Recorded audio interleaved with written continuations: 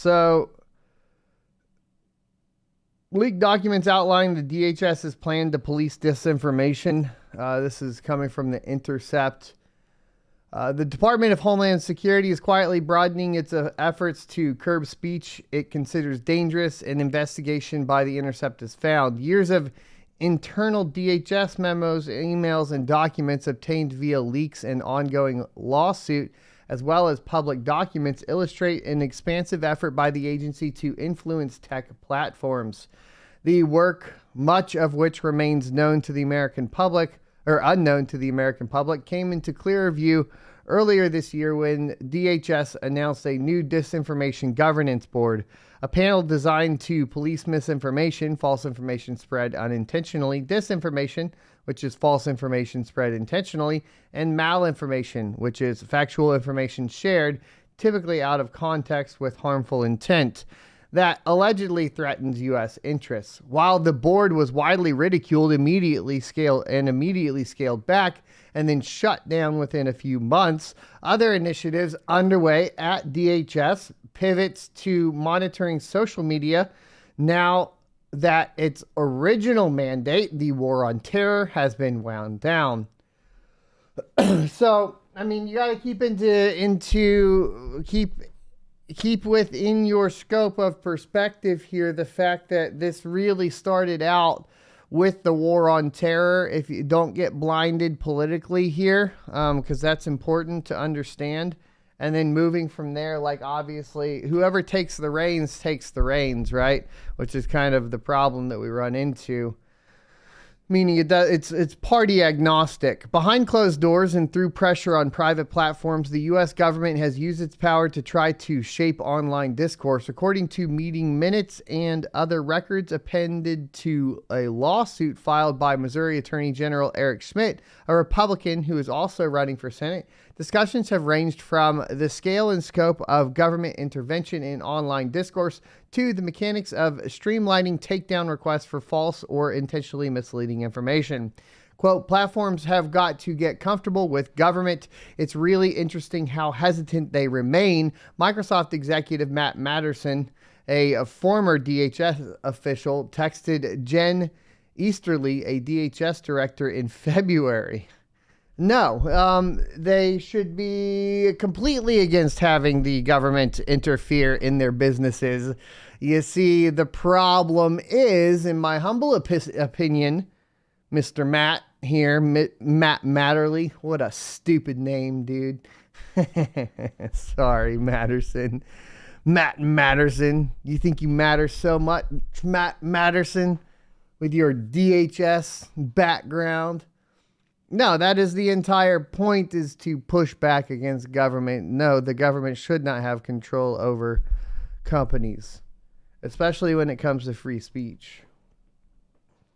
In a March meeting, Laura Demlow, an FBI official, warned that the threat of subversive information on social media could undermine support for the U.S. government. Demlow, according to notes of the discussion attended by a senior executive from Twitter and JP Morgan Chase, stressed that, quote, we need a media infrastructure that is held accountable. Quote, we do not coordinate with other entities when making content moderation decisions, and we independently evaluate content in line with the Twitter rules, end quote, a spokesperson for Twitter wrote in a statement to The Intercept. There is also a formalized process for government officials to directly flag content on Facebook or Instagram and request that it be throttled or suppressed through a special Facebook portal that requires a government or law enforcement email to use. At the time of writing this, the content request system at facebook.com/x@takedowns/login is still live. DHS and Meta, the parent company for Facebook, did not respond to a request for comment. The FBI declined to comment. HS's mission to fight disinformation, stemming from concerns around Russian influence in the 2016 presidential election, began taking shape during the 2020 election and over efforts to shape discussions around vaccine policy during the coronavirus pandemic. Documents collected by The Intercept from a variety of sources, including current officials and publicly available reports, reveal the evolution of more actively measured, reveal the evolution of more active measures by DHS. According to a draft copy of DHS's quadrennial Homeland Security Review, DHS's capstone reporting outlining the department's strategy and priorities in the coming years, the department plans to target inaccurate information on a wide range of topics, including the origins of the COVID-19 pandemic and the efficacy of COVID-19 vaccines, racial justice, U.S. withdrawal from Afghanistan, and the nature of U.S. support to Ukraine. So look, here's the thing. All of those are extremely, how do I put it? Extremely controversial. So controlling the narrative over them is questionable from the get-go, right? It's like that dress that people can't decide if it's blue or yellow. It's like trying to control misinformation around that. You're only really controlling it because you want to control the narrative, not because you have the correct answer, right? Because you want other people to have the same answer as you. I don't like it. The challenge is particularly acute in marginalized communities, the report says, which are often the targets of false or misleading information, such as false information on voting procedures targeting people of color. The inclusion of the 2021 U.S. withdrawal from Afghanistan is particularly noteworthy, given that House Republicans, should they take the majority in midterms, have vowed to investigate. This makes Benghazi look like a much smaller issue, said Representative Mike Johnson, Republican of Louisiana, a member of the Armed Services Committee, adding that finding answers will be top priority. How this information is defined by the government has not been clearly articulated, and the inherently subjective nature of what constitutes disinformation provides a broad opening for DHS officials to make politically motivated determinations about what constitutes dangerous speech. And the thing is you can't do that, man. Like, it's antithetical to the actual, like, to the U.S. in the very first place, to the very principles and fundamentals that the country was built upon, which just tells me that those don't matter, right? Like, everything that's written down in the Constitution, to me, like, it's a moot point. And the thing is, like, all that really matters is if people agree to to be governed in this manner or not. That's all that really actually ends up being or mattering, right? So when you get somebody that, and like this, I guess I get this is kind of like a dark viewpoint, but when you get the people that are like, oh, but you violating my rights, it's like, well, do something about it, bitch. Because if you don't, guess what? It doesn't matter. You don't actually have those rights. If the rights aren't enforced, you don't have those rights. Now, technically, yes, you are supposed to have a state or a government that enforces those rights for you, but we don't have that anymore. We have a state and a government that enforces the opposite of the rights. So, my argument would be, with stuff like this put into play and coming to the public light, we don't have the freedom of speech. It is not a right. It is not an enforceable right, and we no longer have it in the United States. Yes, we could say that government or companies get to regulate their speech dependent on, because you have freedom as an individual company, and I get that. But it's very clear here that what we have is a literal fucking portal for government officials to log into Facebook and request that specific things get suppressed. That is speech regulation by the fucking government, nothing else. So the private company argument isn't even valid anymore.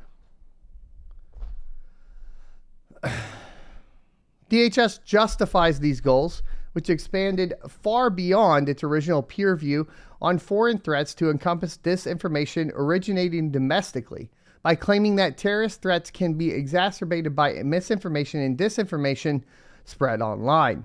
But the laudable goal of protecting Americans from danger has often been used to conceal political maneuvering. In 2004, for instance, DHS officials faced pressure from George W. Bush administration to heighten the national threat level for terrorism in a bid to influence voters prior to the election, according to former DHS Secretary Tom Ridge.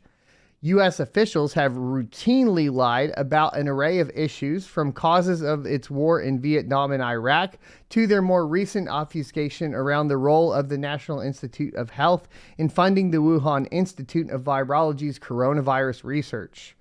That track record has not prevented the U.S. government from seeking to become arbiters of what constitutes false or dangerous information on inherently political topics. Earlier this year, Republican Governor Ron DeSantis signed a law known by supporters as the Stop Woke Act, which bans private employers from workplace trainings asserting an individual's moral character is privileged or oppressed based on his or her race, color, sex, or national origin. The law, critics charged, amounted to a broad suppression of speech deemed offensive. The Foundation for Individual Rights and Expression, or FIRE, hilarious, by the way. If you guys get, like, the amount of parody just built in and, like, oozing out of all of this bullshit is so funny. Because, like, when you get to, like, the discussion of freedom of speech, right, in general, like, one of the arguments that surrounds it is, like, or one of the things that you used to not be able to do, or people would say you couldn't do, would be, like, yelling fire in a building that isn't burning, like crying wolf there. So the fact that we as the parody here, that we have an organization called the Foundation for Individual Rights and Expression, is hilarious. A federal judge temporarily blocked parts of the Stop Woke Act, and the fact that we even have something called the Stop Woke Act, or that people are referring to as the Stop Woke Act, is hilarious too. All of it's hilarious, man. It's a comedy.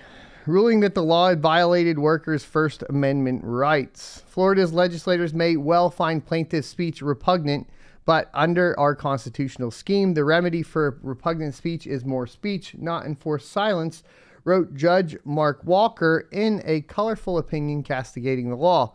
Now, Mr. Judge Walker, we need you to enforce it. That would be my opinion.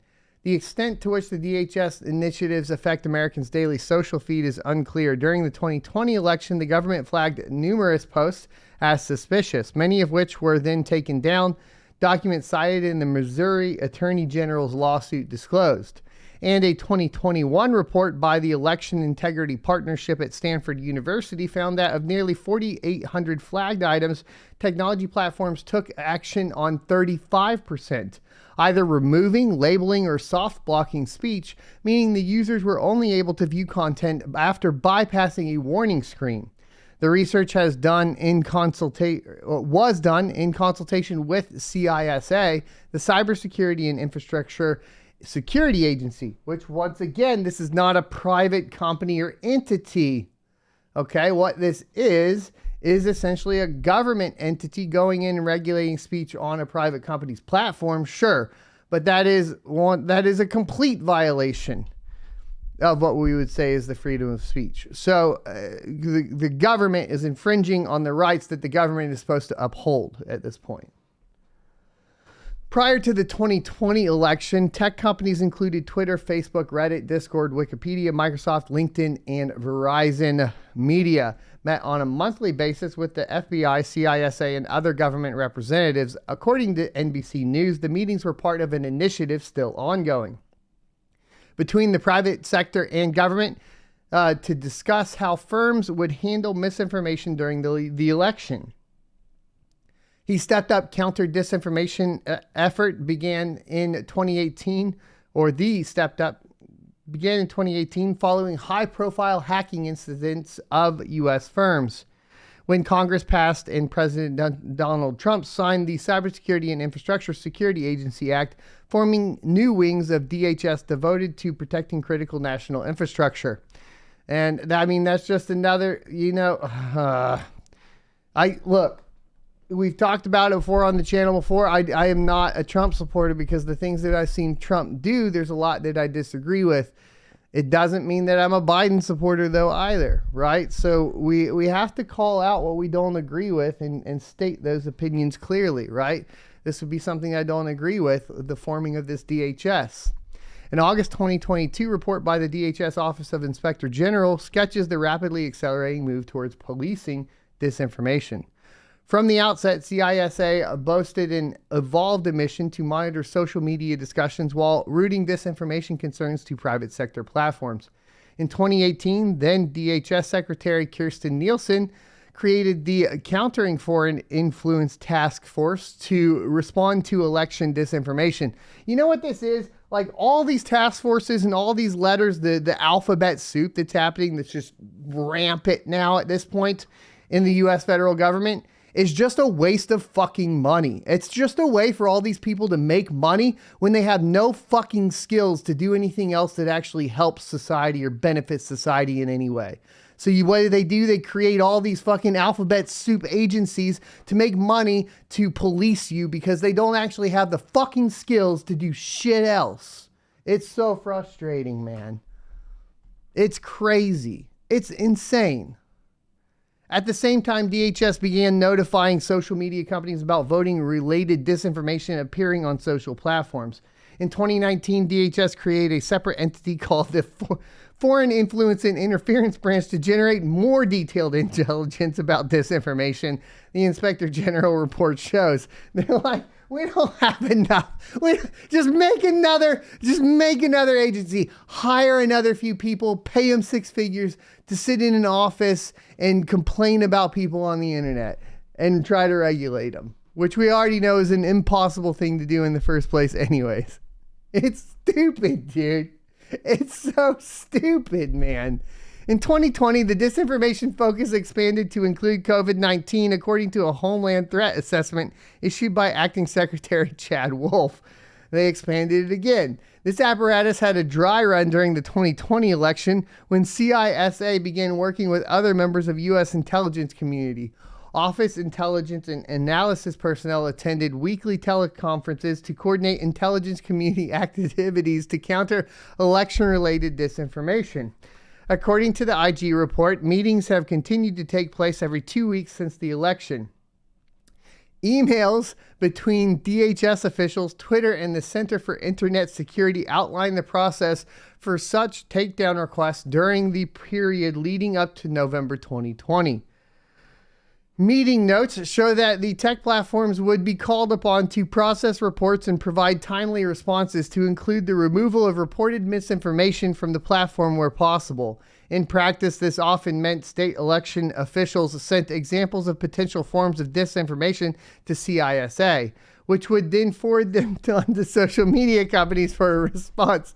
Look, guys, it's fine. We pay this guy $100,000 in the government to work as part of this agency, and then he gathers that information and he sends it to this other agency where this person makes six figures, and then that person bundles it up, and they're the ones that send it to the social media companies. It's so stupid, dude. At the very least, could we just have one? Just one that does their job effectively and efficiently? Like, so not only are you policing the American public in an absolutely ridiculous manner, just from the get-go, in an unconstitutional manner, excuse me, but you're doing it in the most ridiculous, ineffective, inefficient way possible, which is so stupid. Under President Joe Biden, the shifting focus on disinformation has continued. In January 2021, CISA replaced the Countering Foreign Influence Task Force with the Misinformation, Disinformation, and Malinformation Team, which was created to promote more flexibility to focus on general MDM. By now, the scope of the effort had expanded beyond disinformation produced by foreign governments to include domestic versions. The MDM team, according to one CISA official quoted in the IG report, counters all types of disinformation to be responsive to current events.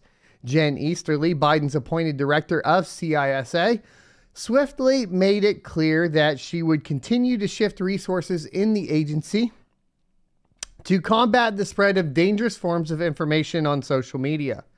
One could argue we're in the business of critical infrastructure, and the most critical infrastructure in our cognitive infrastructure is our cognitive infrastructure. My dear lady, go back to fucking school. I know that you want to play on words and sound clever by saying cognitive infrastructure, but no. Infrastructure requires some sort of physical representation of said structure. It's structure that, please stop. You're not smart.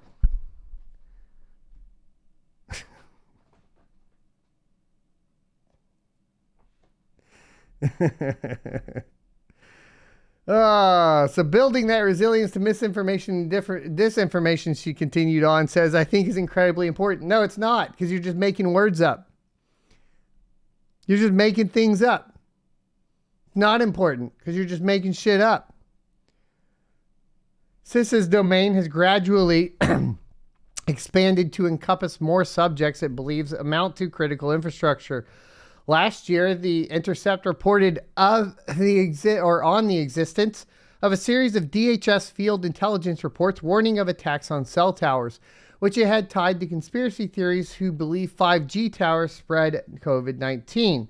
Now, that would be infrastructure. So you could say CISA protects infrastructure like 5G tower infrastructure from dangerous misinformation of 5G towers spreading COVID-19. That would be a valid argument.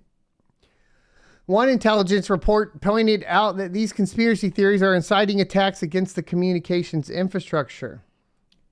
CISA has defended its burgeoning social media monitoring authority, stating that once CISA notified on social media platforms of disinformation, the social media platform could independently decide whether to remove or modify the post. But as documents revealed by the Missouri lawsuit show, CISA's goal is to make platforms more responsive to their suggestions. In late February, Easterly texted with Matthew Matterson, a representative at Microsoft who formerly worked at CISA, that she is trying to get us in a place where the Fed can work with platforms better to understand mis and dis trends so relevant agencies can try to pre-bunk and debunk as useful. Oh my God. Okay, let's get meeting records of the CISA Cybersecurity Advisory Committee, the main subcommittee that handles disinformation policy at CISA, show a constant effort to expand the scope of the agency's tools to foil disinformation. In June, the same DHS Advisory Committee of CISA, which includes Twitter head of Legal Policy, Trust, and Safety, VJJ Gotti, by the way, fired, so not relevant anymore, and University of Washington professor Kate Starbird drafted a report to the CISA director calling for an expansive role for the agency in shaping the information ecosystem. So, I mean, that's good. The report called on the agency to closely monitor social media platforms of all sizes, mainstream media, cable news, hyper-partisan media, talk radio, and other online resources. They argued that the agency needed to take steps to halt the spread of false information false and misleading information, with a focus on information that undermines key democratic institutions such as the courts, or by other sectors such as the financial system or public health measures, with I think really the last two being added in here being the scariest, right? To accomplish these broad goals, the report said CISA should invest in external research to evaluate the efficacy of interventions, specifically with research looking at how alleged disinformation can be countered and how quickly messages spread. Jeff Hale, the director of Election Security Initiative at CISA, recommended the use of third-party information sharing nonprofits as a clearinghouse for trust information to avoid the appearance of government propaganda. Guys, if they are trying to avoid the appearance of government propaganda, is that not just government propaganda? I'm sorry, but like if you are trying to, in general, avoid the appearance of propaganda with what you are saying, then what you are saying is probably propaganda. Is that fair enough? Like that, like I get it though. It's misinformation that is propaganda, because it's not propaganda. What it is that we are guiding the opinion in the proper direction. Last Thursday, immediately following billionaire Elon Musk's completed acquisition of Twitter, yeah, Gotti was basically terminated from the company. We already talked about that. The Biden administration, however, did take a stab at making part of this infrastructure public in April 2022 with the announcement of the Disinformation Governance Board. The exact functions of the board and how it would accomplish its goal of defining and combating MDM were never made clear. The board faced immediate backlash across the political spectrum. Who among us thinks the government should add it to its work list, the job of determining what is true and what is disinformation? And who thinks the government is capable of telling the truth, wrote Politico media critic Jack Schaefer. Our government produces lies and disinformation at industrial scale and always has. It overclassifies vital information to block its own citizens from becoming any the wiser. It pays thousands of press aides to play hide the salami with facts. DHS Secretary Alejandro Mayorkas alluded to broad scope of the agency's disinformation effort when he told the Senate of Homeland Security and Government Affairs Committee that the role of the board, which by that point had been downgraded to a working group, is actually to develop guidelines, standards, guardrails to ensure that the work that has been ongoing for nearly 10 years does not infringe on people's free speech rights, rights to privacy, civil rights, and civil liberties, of which my argument would be those committees violate all of them. So I would say this is propaganda, or trying not to be seen as propaganda. It was quite disconcerting, frankly, he added, that the disinformation work that was well underway for many years across different independent administrations was not guided by guardrails. DHS eventually scrapped the Disinformation Governance Board in August. While free speech advocates cheered the dissolution of the board, other government efforts to root out disinformation have not only continued, but expanded to encompass additional DHS sub-agencies like Customs and Border Patrol, or Border Protection, which determines whether information about the component spread through social media platforms like Facebook and Twitter is accurate. Other agencies, such as Immigration and Customs Enforcement, the Science and Technology Directorate, whose responsibilities include determining whether social media accounts were bots or humans and how the mayhem caused by the bots affects behavior, and the Secret Service, have also expanded their purview to include disinformation, according to the Inspector General report. The draft copy of DHS's 2022 Quadrennial Homeland Security Review, reviewed by The Intercept, also confirms that DHS views the issue of tackling disinformation and misinformation as a growing portion of its core duties.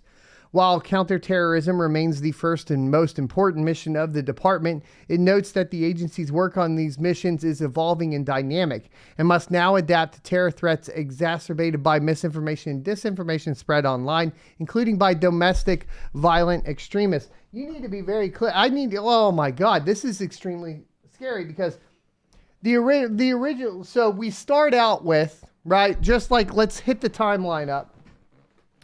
The timeline kind of was like, here recently was like, the government would focus on foreign wars and kind of disguise what they were doing to benefit themselves in foreign wars and what they were doing to manipulate that for their power in that manner. What this is it appears to be, is a shift. It's the government moving It's focused from external threats to internal threats. That's what they're saying. Which means that essentially, as they're stating it right here in front of our eyes, the U.S. government considers its citizens or a portion of its citizens to be the enemy. Which means that at the end of the day, the government will not be servicing the people or be in service of the people, but will be in direct competition with the people.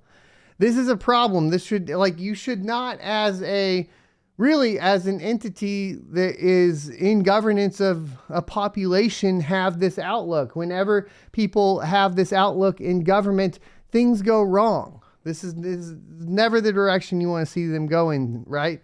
But this is where they're going, right? They're going to target domestic violent extremists. What are they targeting? They're targeting their own citizens. That is what they're saying at the end of the day.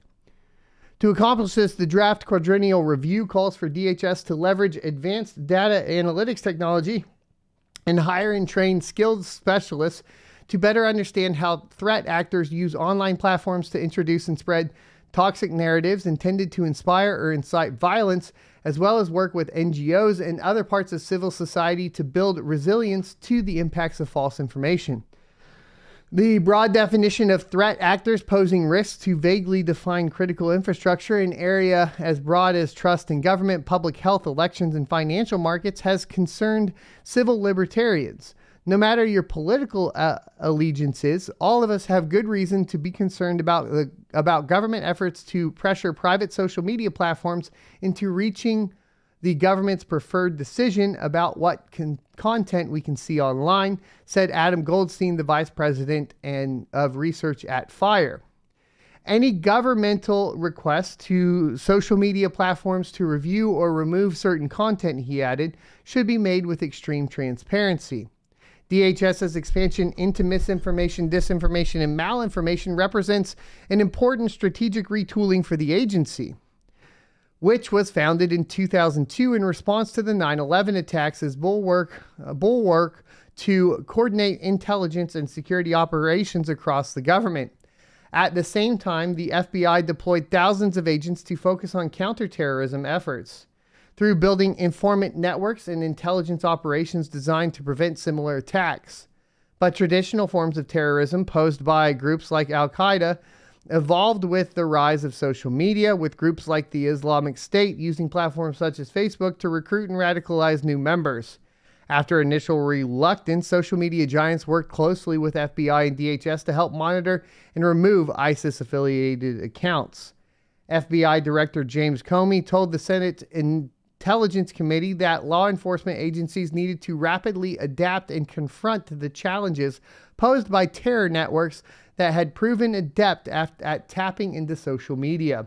Intelligence agencies backed new startups designed to monitor the vast flow of information across social networks to better understand the emerging narratives and risks. The department has not been fully reauthorized since its inception over 15 years ago. The Senate Homeland Security Committee warned in 2018, as the threat landscape continues to evolve, the department adjusted its organization and activities to address emerging threats and protect the U.S. homeland. This evolution of the department's duties and organization, including the structure and operations of the DHS headquarters, has never been codified in statute. The subsequent military defeat of ISIS forces in Syria and Iraq, along with the withdrawal from Afghanistan, left the Homeland Security apparatus without a target. Meanwhile, a new threat entered the discourse. The allegation that Russia agents had seeded disinformation on Facebook that tipped the 2016 election toward Donald Trump resulted in the FBI forming the Foreign Influence Task Force, a team devoted to preventing foreign meddling in American elections. According to the DHS meeting minutes from March, the FBI's Foreign Influence Task Force this year includes 80 individuals focused on curbing subversive data utilized to drive a wedge between populists and the government. The department will spearhead initiatives to raise awareness of disinformation campaigns targeting communities in the United States, providing citizens the tools necessary to identify and halt the spread of information operations intended to promote radicalization to violent extremism or mobilization to violence. DHS Acting Secretary Kevin McClellan said in a September 2019 strategic framework. DHS also began to broaden its watch to include a wide array of domestic actors viewed as potential sources of radicalization and upheaval. An FBI official interviewed by The Intercept described how in the summer of 2020, amid the George Floyd protests, he was reassigned from his normal job of countering foreign intelligence services to monitoring American social media accounts.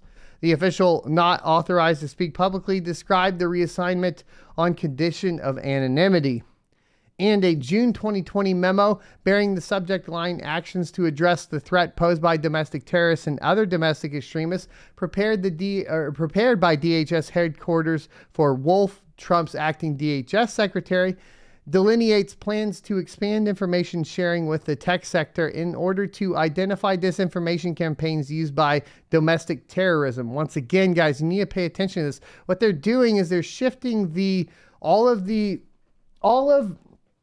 and it doesn't matter because we could look at the Patriot Act and it's very clear that while the Patriot Act was, supposed to be put into place to counter terrorism, which was an external threat, that it impacted internal citizens. But now they're not even disguising it with basically acts and entities that are, protecting American citizens from external threats. But now they have clearly turned the target from external threats to internal threats, meaning that the government and the agencies involved and run by the government are specifically now, they're straight telling you that they are targeting U.S. citizens, right? With these organizations. The memo outlines plans to work with private tech sector partners to share unclassified DHS intelligence on DT actors and their tactics, so the platforms can move effectively more effectively use their own tools to enforce user agreements, terms of service, and remove DT content. Domestic terrorist is what DT stands for. Biden also prioritized such efforts. Last year, the Biden administration, I want to make it clear, this was done under Trump, for all you Trump fanboys over there, okay? Biden also prioritized such efforts too, though, for all you Biden fanboys over there. Last year, the Biden administration released the first national strategy for countering domestic terrorism. The strategy identified a broader priority, enhancing faith in government and addressing the extreme polarization fueled by a crisis of disinformation and misinformation, often channeled through social media platforms, which can tear Americans apart and lead some to violence. Quote, "We are working with like-minded governments, civil society, and the technology sector to address terrorist and violent extremist content online, including through innovative research collaborations," end quote, the strategy document continued, adding that the administration was, quote, "addressing the crisis of disinformation and misinformation, often channeled through social and other media platforms that can fuel extreme polarization and lead some individuals to violence," end quote. Now, if you really wanted to take a look at this, in my humble opinion, you would not be looking at what people are posting, but you would be looking at how the algorithms are surfacing that information to people, right? Like they want to basically target the individuals and work with the tech companies to like come down on the people, when the actual tech behind it is probably what you want to be looking at, right? We know, for example, that you end up in a position on Facebook where the algorithm does push things that offend you up to the front. Why? Not for any more reason than it will get you to actually interact with it. And the algorithm's job at the end of the day is to get you to interact with it. It's the attention economy, because the longer you're interacting on the platform, the more ad revenue these companies make. So target that first. If anything, I don't think you should target anything, but target that, if anything, in my humble opinion. Last year, A top FBI counterterrorism official came under fire when she falsely denied to Congress that the FBI monitors American social media and had therefore missed threats leading up to the attack on the U.S. Capitol on January 6, 2021. In fact, the FBI had spent millions of dollars on social media tracking software like BabelX and Data Miner. According to the Bureau's official guidelines, authorized activities include proactively surfing the internet to find publicly accessible websites and services through which recruitment by terrorist organizations and promotion of terrorist crimes is openly taking place. Another FBI official, a Joint Terrorism Task Force officer, described to The Intercept being reassigned this year from the Bureau's International Terrorism Division, where they had primarily worked on cases involving Al-Qaeda and the Islamic State group, to the Domestic Terrorism Division to investigate Americans. Once again, they're targeting Americans, guys. This is not good, including anti-government individuals such as radically motivated violent extremists, sovereign citizens, militias, and anarchists. Okay. The absolute ridiculousness that we have agencies within the U.S. government targeting people that are traditionally anti-government cannot be, I guess, overstated. Meaning that, like, if you were going to basically look at the fundamentals of the founding of the United States with basically low federal government oversight being kind of paramount there, this is hilarious to me. It's like, let's literally form a task force or a group or a government agency to do the exact opposite of what we were intended to do in the first place, right? It's like Google forming a task force to just do evil all the time. It's so funny, dude. They can work on an undercover. They work on an undercover basis online to penetrate social networking chat rooms, online forums, and blogs to detect, enter, dismantle, and disrupt existing and emerging terrorist organizations via online chat forums, chat rooms, bulletin boards, blogs, websites, and social networking, said FBI official. The FBI official, who did not have permission to speak on the record. And they are targeting sovereign individuals. Which sovereign individuals means what? Right? Sovereign individuals means individuals that don't have any tie to a state.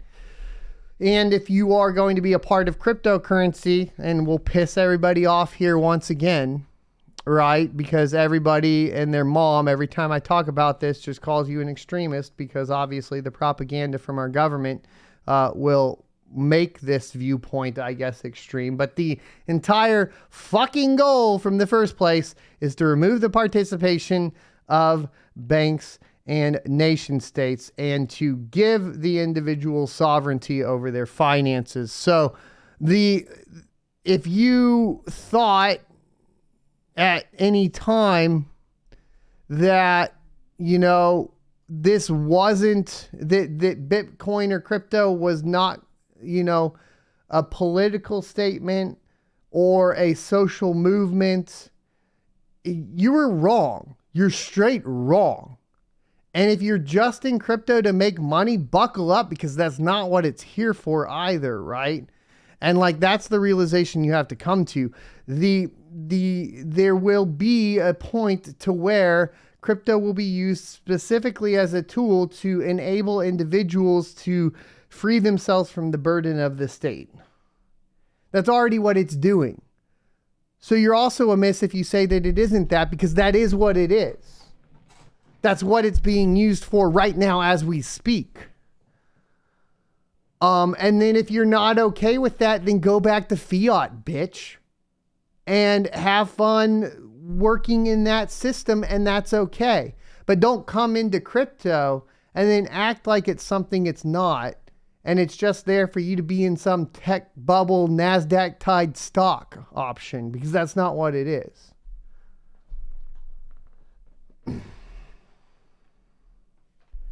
The Privacy Act of 1974 enacted the following Watergate scandal: restricts government data collection of Americans exercising their First Amendment rights, a safeguard that civil liberty groups have argued limits the ability of DHS and the FBI to engage in surveillance of American political speech expressed on social media. The statute, however, maintains exemptions for information collected for the purpose of a criminal or law enforcement investigation. There are no specific legal constraints on the FBI's use of social media. Faiza Patel, a senior director of the Brennan Centers for Justice, Liberties, and National Security Program, told The Interrupt. The Attorney General guidelines permit agents to look at social media before there is an investigation at all. So it's kind of a wild west out there. The first FBI official whom The Intercept interviewed in 2020 amid the George Floyd riots lamented the drift towards warrantless monitoring of Americans, saying, "Man, I don't even know what's legal anymore." In retrospect, the New York Post reporting on the contents of Hunter Biden's laptop ahead of the 2020 election provides an elucidating case study of how this works in an increasingly partisan environment. And this is where things will probably get really interesting and touchy.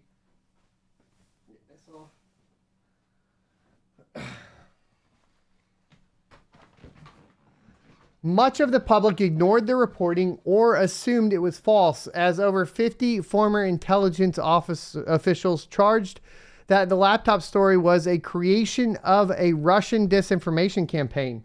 The mainstream media was primed by allegations of election interference in 2016, and to be sure, Trump did attempt to use the laptop to disrupt the Biden campaign. Twitter ended up banning links to the New York Post report on the contents of the laptop during the crucial weeks leading up to the election. Facebook also throttled users' ability to view the story. In recent months, a clearer picture of the government's influence has emerged. In an appearance on Joe Rogan's podcast in August, Meta CEO Mark Zuckerberg revealed that Facebook had limited sharing of the New York Post reporting after a conversation with the FBI. The background here is that the FBI came to us, some folks on our team, and was like, "Hey, just so you know, you should be on high alert that there was a lot of Russian propaganda in the 2016 election." Zuckerberg told Rogan. The FBI told them Zuckerberg said that we have it on notice that basically there's about to be some kind of dump. When the Post story came out in October 2020, Facebook thought it fit that pattern the FBI had told them to look out for. Zuckerberg said he regretted the decision, as did Jack Dorsey, the CEO of Twitter at the time. Despite claims that the laptop's contents were forged, the Washington Post confirmed that at least some of the emails on the laptop were authentic. The New York Times authenticated emails from the laptop, many of which were cited in the original New York Post reporting from October 2020. That prosecutors have examined as part of the Justice Department's probe into whether the president's son violated the law on a range of issues, including money laundering, tax-related offenses, and foreign lobbying registration. Documents filed in federal court as part of the lawsuit by Attorney General of Missouri and Louisiana add a layer of new detail to Zuckerberg's anecdote, revealing that officials leading to the push to expand the government's reach into disinformation also played quite the role in shaping the decisions of social media giants around the New York Post story. According to records filed in federal court, two previously unnamed FBI agents, Elvis Chan, an FBI special agent in the San Francisco field office of Demlo, the section chief of FBI's Foreign Influence Task Force, were involved in high-level communications that allegedly led to Facebook's suppression of the Post's reporting. The Hunter Biden laptop story was only the most high-profile example of law enforcement agencies pressuring technology firms. In many cases, the Facebook and Twitter accounts flagged by DHS or its partners as dangerous forms of disinformation or potential foreign influence were clearly parody accounts or accounts with virtually no followers or influence. So when they are getting you, basically, it sounds like to me they either are getting trolled all the time a majority of cases appears to be the DHS is just wasting six-figure salaries on getting trolled all the time, or they're literally actively suppressing true information, real information. That, at least if I read this article, change my mind, I suppose. In May, Missouri Attorney General Eric Schmidt took the lead in filing a lawsuit to combat what he views as sweeping efforts by the Biden administration to pressure social media companies to moderate certain forms of content appearing on their platforms. The suit alleges government-wide efforts to censor certain stories, especially ones related to the pandemic. It also names multiple agencies across the government that have participated in efforts to monitor speech and open collusion between the administration and social media companies. It identifies, for example, emails between officials from the National Institute of Health, including Dr. Anthony Fauci and Zuckerberg at the beginning of the pandemic, and reveals ongoing discussions between senior Biden administration officials with Meta executives on developing content moderation policies on a range of issues, including issues related to elections and vaccines. Attorneys for the Biden administration have responded in court by claiming that the plaintiffs lack standing and that social media firms pursued content moderation policies on their own volition, without any coercive influence from the government. On October 21, the judge presiding over the case granted the Attorney General permission to depose Fauci, CISA officials, and communication specialists from the White House. While the lawsuit has a definite partisan slant, pointing the finger at the Biden administration for allegedly seeking to control private speech, many of the subpoenas request information that spans into the Trump era and provides a window into the absurdity of the ongoing effort. Anything tied to Fauci, in my humble opinion, should be directly tied and attributed to the Trump administration as well as the Biden administration, and both administrations, in my humble opinion, should be held accountable for any intentional misinformation they supply to the American public as it relates to their health. So if there were to be something that came out that showed that the U.S. government had any participation in the development of the coronavirus, or if the government had supplied incorrect information to the public, maybe in relation to ventilators, which was the direct cause of death, both administrations should be held accountable, and that should be let out for the public to be aware of, in my humble opinion. And your partisanship should not have any bearing on whether or not you get in fucking trouble for it. There's a growing evidence that the legislative and executive branch officials are using social media companies to engage in censorship by surrogate, said Jonathan Turley, a professor of law at George Washington University, who has written about the lawsuit. It is axiomatic that the government cannot do indirectly what it is prohibited from doing directly. If government officials are directing or facilitating such censorship, it raises serious First Amendment questions. During the 2020 election, the Department of Homeland Security, in an email to an official at Twitter, forwarded information about a potential threat to critical U.S. infrastructure, citing FBI warnings. In this case, about an account that could imperil election system integrity. The Twitter user in question had 56 followers, along with a bio that read, "DM us your weed store locations. Hoes be mad, but this is a parody account." End quote.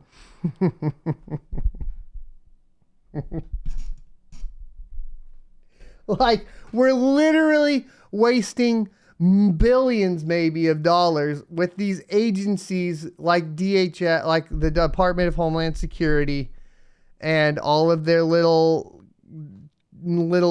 subcommittees and committees on Twitter troll accounts. I just like everything else aside. Take everything else, okay? Take everything else aside. Your position on Trump or Biden or free speech or the Second Amendment or abortion or your partisanship. It doesn't matter. Take all that aside and just realize that the government is spending millions of dollars on basically getting trolled online. That's like, at the end of the day, all you really need to know is that the U.S. government is wasting, yeah, Chadwick says billions, probably billions of dollars getting trolled online. They are accomplishing nothing. They are getting trolled online, and it is an absolute embarrassment, period. It it was under a banner image of Lucifer, a 32-foot tall demonic horse sculpture featured at the entrance of the Denver International Airport. We're not we're not sure if there's any action that can be taken, but we wanted to flag them for consideration. Guys, he has access to a 32-foot tall demon, and he's threatening domestic terrorism on the Denver International Airport.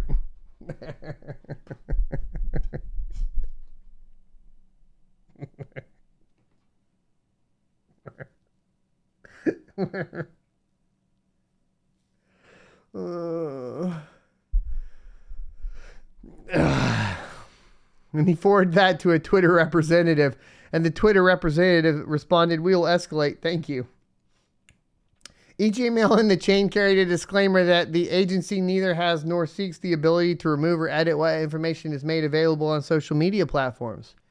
That tagline, however, concerns free speech advocates who note that the agency is attempting to make an end run around the First Amendment by exerting continual pressure on private sector social media firms.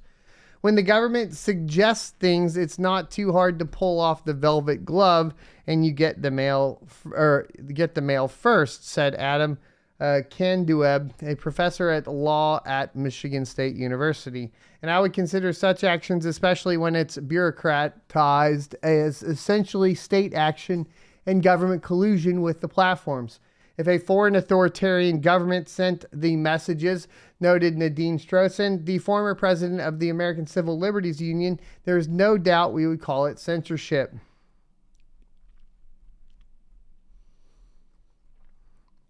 This article was super fun. I hope you guys enjoyed it. I got all my talking out of it. Like I said, at the end of the day, I find it hilarious. Like, partisanship be damned.